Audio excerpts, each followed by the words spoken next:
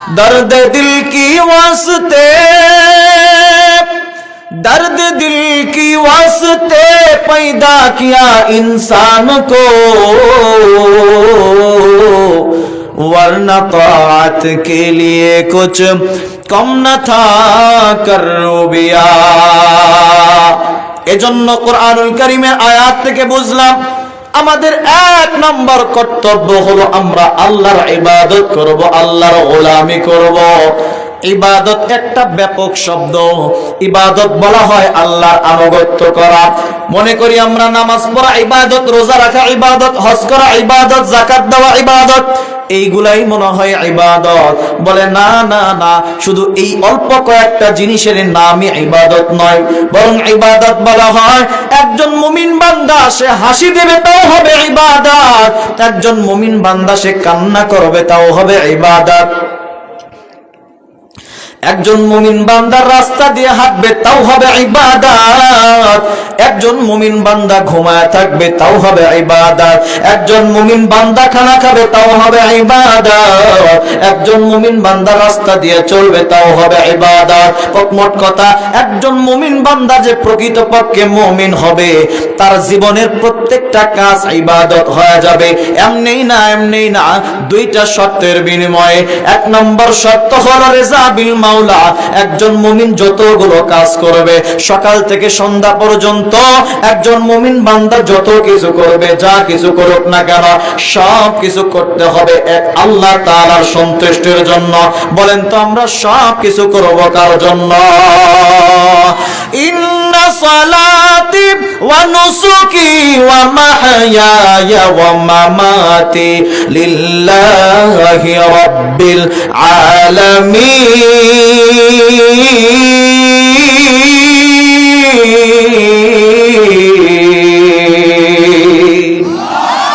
আমার সব কিছু হবে কার জন্য? আর যারা বলেন সব কিছু হবে কার জন্য? আমি খানা খাবো কার জন্য? আমি ঘুমাবো কার জন্য? আমার হায়াতের মালিক কে? আর যারা বলেন আমার মৌতের মালিক কে? একজন মুমিন বান্দা যখন প্রত্যেকটা কাজ করবে আল্লাহর জন্য, আল্লাহ তাআলা প্রত্যেকটা কাজের বিনিময়ে হিসাব করে করে আপনার আমার আমলনামায় সওয়াব লিখে দিবে। বলেন সুবহানাল্লাহ। মুমিন মুসলমান ভাইরা আমার, দুই নম্বর শর্ত হলো তরিকায়ে রাসূল। আপনি আমি যতগুলো কাজ করব, সকাল থেকে সন্ধ্যা পর্যন্ত সারাদিনে যতগুলো কাজ করব, প্রত্যেকটা কাজ আপনি আমি করব আরবের নবী, বিশ্ব নবী মুহাম্মাদুর রাসূলুল্লাহ সাল্লাল্লাহু আলাইহি ওয়াসাল্লামের সুন্নাত তরিকা। মুমিন বান্দা যখন দুইটা শর্ত মানবে, এক নাম্বার যা কিছু করবে সব আল্লাহর জন্য করবে, দুই নাম্বার যা কিছু করবে সব নবীর তরিকায় সুন্নত পদ্ধতিতে করবে, তা আল্লাহ তাআলা বলেন তুমি হাসি দিবা এইটাও ইবাদত হয়ে যাবে, তুমি কান্না করবা এইটাও ইবাদত হয়ে যাবে, তুমি ঘুমায় থাকবা এইটাও ইবাদত হয়ে যাবে। মোট কথা, মুমিন বান্দা যখন আল্লাহর সন্তুষ্টির জন্য এবং রাসূলের সুন্নত তরিকায় কাজ করবে, আপনার আমার জীবনের প্রত্যেকটা কাজ ইবাদত হয়ে যাবে। জোরে বলেন সুবহানাল্লাহ। এইবার আসেন, ইবাদত করলে কি লাভ জানার দরকার আছে না নাই? ইবাদত যে করেন, এমনিতে তো আপনি আমি ইবাদত করি কম, গুনাহ করি বেশি, তো ইবাদত যে করেন না, গুনাহ যে করেন, একবার চিন্তা করছেন গুনাহ করলে কি ক্ষতি আর ইবাদত করলে কি লাভ? কুরআনুল কারীম খোলেন, আল্লাহ তাআলা বলেন মান আমিলা সালিহাম মিন যাকারিন আও উনসা ওয়া হুয়া মুমিন فَلَنُحْيِيَنَّهُ حَيَاةً طَيِّبَةً وَلَنَجْزِيَنَّهُمْ أَجْرَهُمْ بِأَحْسَنِ مَا كَانُوا يَعْمَلُونَ। আল্লাহ তাআলা বলেন, কোন মুমিন নারী কিংবা পুরুষ যখন আমি আল্লাহর জন্য ইবাদত করবে, আল্লাহ বলেন আমি আল্লাহ পুরস্কার দেব দুইটা। জোরে বলেন পুরস্কার কয়টা? আরো যারা বলেন কয়টা? আল্লাহ তাআলা বলেন আমি আল্লাহ ইবাদতকারীদের পুরস্কার দেব দুইটা। এক নম্বর পুরস্কার হলো ফালানুহিয়ান্নাহু হায়াতান তাইয়্যিবা, তোমরা যদি আমি আল্লাহর জন্য ইবাদত করতে পারো, এক নম্বর পুরস্কার হলো আমি আল্লাহ তোমাদের নেক হায়াতকে বাড়ায় দেব। জোরে বলেন সুবহানাল্লাহ। আপনি আমি ইবাদত করব তো আপনার আমার নেক হায়াত বেড়ে যাবে। দুই নম্বর পুরস্কার আল্লাহ বলেন ওয়ালানাজজিয়ান্নাহুম আজরাহুম বিআহসানি মা কানু ইয়ামালুন। দুই নম্বর পুরস্কার হলো আল্লাহ তাআলা আপনার আমার নেক আমলের ওসিলায়, আপনার আমার নেক আমলের বিনিময়ে আল্লাহ আপনাকে আমাকে উত্তম প্রতিদান দান করবেন। উত্তম প্রতিদান কি? কুরআনুল কারীম খুলেন সূরা ইউনূসের 26 নম্বর আয়াতে আল্লাহ তাআলা বলেন লিল্লাযীনা আহসানুল হুসনা ওয়া জিয়াদা, যারা আল্লাহর জন্য নেক আমল করবে তাদেরকে এক নম্বর পুরস্কার আল্লাহ দিবেন জান্নাত। দুই নম্বর পুরস্কার হলো জান্নাত দেওয়ার পরে আল্লাহ জান্নাতীদের জন্য আরো একটু নিয়ামত বাড়ায়া দেবেন। সুবহানাল্লাহ বলেন। আপনারা মনে মনে ভাববেন জান্নাত দিবে এটা না হয় বুঝলাম, কিন্তু জান্নাত দেওয়ার পরে আবার বাড়ায়া দিবেন এটা কি বুঝছেন আপনারা? বুঝেন নাই তো? আল্লাহ তাআলা আমল করলে জান্নাত দিবে, কথা বোঝেন নাই? কিন্তু জান্নাত দেওয়ার পরে আবার বাড়ায়া দিবে। বাড়ায়া দিবে মানে কি বুঝছেন নি? আপনারা বোঝেন নাই। মুফাসসিরিনে কেরামগণ তারা ব্যাখ্যা করতে গিয়া বলেন আল্লাহ যে বললেন যে জান্নাত দেওয়ার পরে আবার বাড়ায়া দিব, আপনার আমার ব্রেন আর কাজ করে না। কারণ আপনি আমি জানি জান্নাত এমন একটা জায়গা যেখানে কোনো কিছুর অভাব নাই, এমন কোনো জিনিস নাই, এমন কোনো নিয়ামত নাই যেটা জান্নাতে পাওয়া যাবে না। সব কিছু জান্নাতে পাওয়া যাবে, বান্দা যা চাবে তাই পাবে।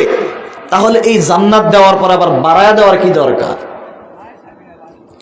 মুফাসসিরিনে কেরামগণ বলেন হাদিসের ভিতরে আসছে আল্লাহ তাআলা যখন জান্নাত দিবেন বান্দাদেরকে, জান্নাত দেওয়ার পরে আল্লাহ জান্নাতি বান্দাদেরকে একটা ঘোষণা দিবেন, ও জান্নাতীরা আমি আল্লাহ যে তোমাদেরকে জান্নাত দিলাম, বলো তোমাদের আর কোনো কিছু দরকার আসেনি, আর কোনো কিছু চাওয়া পাওয়ার আছে নাকি?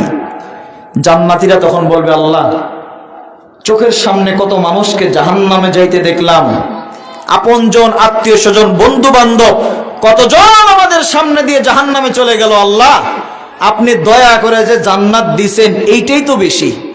কথা বলেন ঠিক কি না? আপনার চোখের সামনে যখন 10 জন জাহান্নামে যাবে, আপনি যদি জান্নাত পান খুশি লাগবে না? তো বান্দারা বলবে আল্লাহ জান্নাত যে দিছেন এইটাই তো বেশি, আর কি চাবো? কিন্তু একদল চালাক উম্মত থাকবে, চালাক, তারা ডাক দিয়া বলবে আল্লাহ দুনিয়ার ভিতরে এত আমল করলাম, এই আমলগুলো তো জান্নাত পাওয়ার জন্য করি নাই। সুবহানাল্লাহ বলেন না? এত আমল করছে এগুলা জান্নাতের জন্য করি নাই, আপনি আল্লাহকে পাওয়ার জন্য। জোরে বলেন সুবহানাল্লাহ। ওই চালাক উম্মত ডাক দিয়ে বলবে আল্লাহ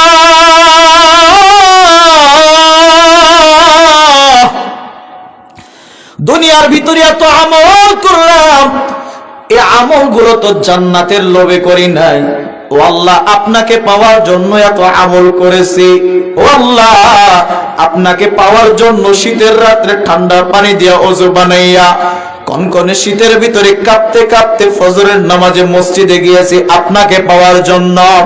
আপনাকে পাওয়ার জন্য যোহরের নামাজেও আবার মসজিদে গেলাম, আপনাকে পাওয়ার জন্য আসরের নামাজেও মসজিদে গিয়ে দাঁড়াইলাম, ও আল্লাহ আপনাকে পাওয়ার জন্য আবার মাগরিবে মসজিদে গেলাম, আপনাকে পাওয়ার জন্য ঈশার নামাজেও মসজিদে গেলাম,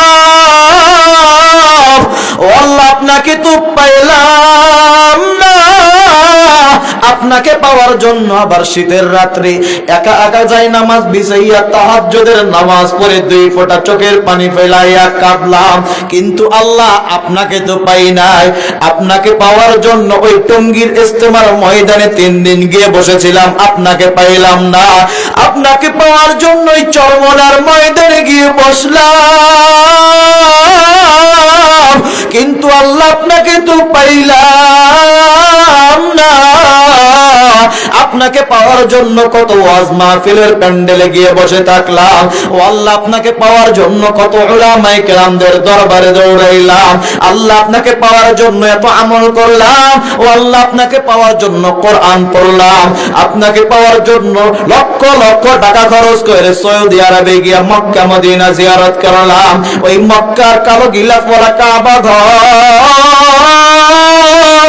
এমন মায়ার ঘর, ইন্না আউওয়ালা বাইতি উদিআ লিন-নাস লাল্লাযী বিবাক্কাতা মুবারাকা ওয়া হুদাল লিল আলামিন।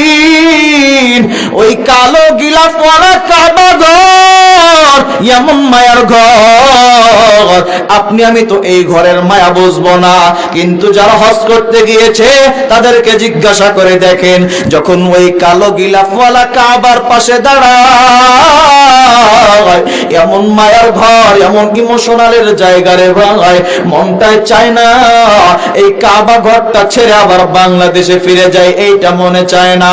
ওই কালো গিলাফওয়ালা কাবার চত্বরে গিয়ে আল্লাহ আপনারে খুঁজলাম,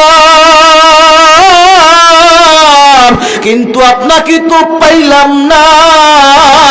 আপনাকে পাওয়ার জন্য ও আল্লাহ মদিনায় গিয়ে আপনারে খুঁজলাম, আপনারে পাওয়ার জন্য কত জায়গায় দুনিয়ায় দৌড়াইলাম, পাগলের মতো আপনাকে তালাশ করলাম, আপনাকে পাইলাম না। আজকে নেক আমলের উসিলায় আপনি আমাদেরকে জান্নাত দিয়েছেন ঠিক, কিন্তু আল্লাহ এখনো তো আপনাকে পাই নাই। এই জান্নাত দিয়ে আমাদের কি হবে গো আল্লাহ? যে জান্নাত পাওয়ার পরেও জান্নাতের মালিককে পাওয়া যায় না, আমরা এমন জান্নাত চাই না যেই জান্নাতে আপনি আল্লাহকে আমরা দেখতে পারি না। সুতরাং আল্লাহ আমাদের আর কোনো কিছু চাওয়া পাওয়ার নাই, আমাদের কোনো কিছুর প্রয়োজন নাই, আমাদের একটা মাত্র জিনিসের প্রয়োজন, সেটা হলো বর্তমানে এই জান্নাতের ভিতরে বসে বসে আমরা আপনি আল্লাহকে সরাসরি দেখতে চাই। আল্লাহু আকবার বলেন। जन्नत आदम ज़ख्म से या रब क्या करूँ, आरज़ू है मैं तुझे देखा करो, हूर गिल्मा जितने निअमत है तो सबसे बढ़कर निअमत दीदार तो। জান্নাতীরা বলবে আল্লাহ জান্নাত পাওয়ার পরেও আমরা খুশি না, একটা জিনিস এখনো বাকি, সেটা হলো আপনাকে আমরা সরাসরি দেখতে চাই। আল্লাহ তাআলা ডাক দিয়ে বলবেন, ফেরেশতা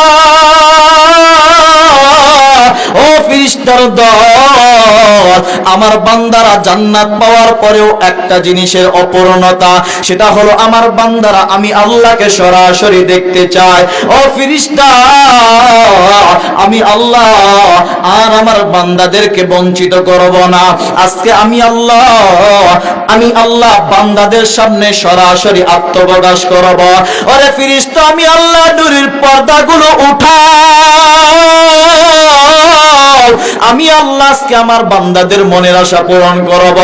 আমি আল্লাহ এই মুহূর্তে আমার বান্দাদের সামনে সরাসরি সাক্ষাৎ করব। তাহলে ইবাদত করলে দুইটা পুরস্কার, এক নাম্বার জান্নাত তো পাবেন, দুই নাম্বার হলো জান্নাতে বসে বসে আমার আল্লাহকে সরাসরি দেখতে পাওয়া যায়। আল্লাহু আকবার বলেন।